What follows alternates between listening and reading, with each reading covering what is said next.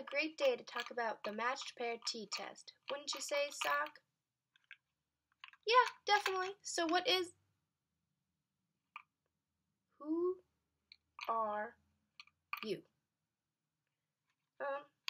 Just a regular old Sock. What about you? No, you're an imposter.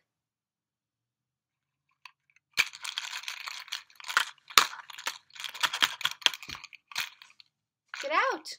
Why aren't you leaving? Well, now I just gotta wait for my other half to get here.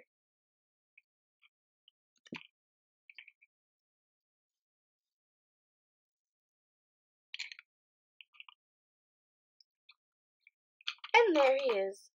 Sorry about that. Now where were we? Oh yes, the matched pair t-test. This t-test is also known as the dependent t-test and tests for a significant difference between two paired means. I don't get it. Okay, in simpler terms, it can also be defined as looking for a significant difference between a before and after test on the same subject. Ah, that makes more sense.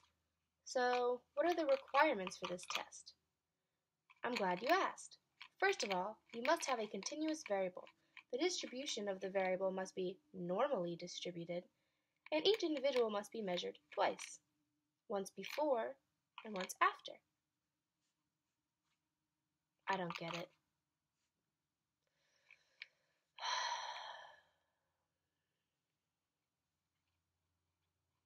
Alright, well, I'll give you some examples. What tests would you like to see the difference between the before and after treatment?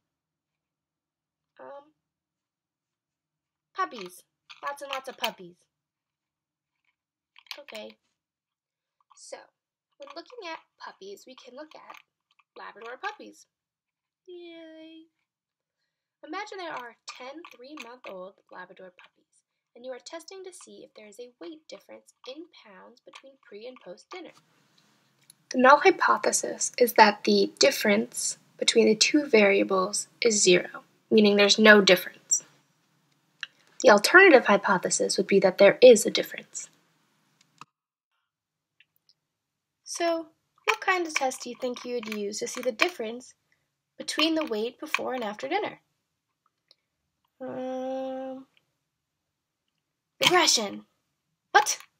No one even knows what that is. A matched pair t-test, you doofus. Oh, I see. Let's just go over the example. Alright, here we go. When you input the data into Excel, you get a total difference mean of 1.02, a standard error of 0.247, and a standard deviation of 0.781. Using the t-crit table, you can see that we have a degree of freedom of 9, 10 minus 1, with the alpha level at 0.05. Our t-crit value is 2.262. To find the t-calc value, use the equation that was conveniently figured out for us. T-calc equals x bar divided by standard error. We get a t-calc of 4.127. By comparing our calculated value to the t-crit, we decide to reject the null hypothesis. We reject the null hypothesis because our t-calc is greater than our t-crit and falls into the rejection zone.